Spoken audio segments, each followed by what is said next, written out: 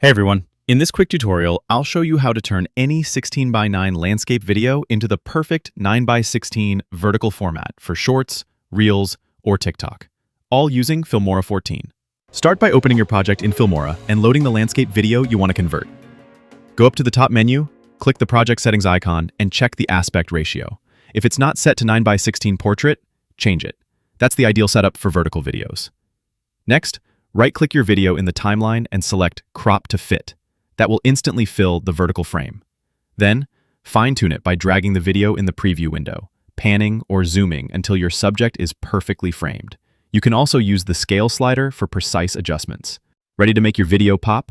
Add text, effects, or a blurred background to fill any extra space and give it that pro look. You're on your way to creating something truly impressive. Once you're happy with your creation, click Export, choose 1080 by 1920 as the resolution, and save it.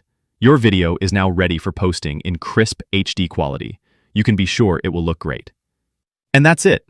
You've just turned your landscape clip into a vertical masterpiece in minutes. I've left a free Filmora download link in the description. Grab it and start creating today.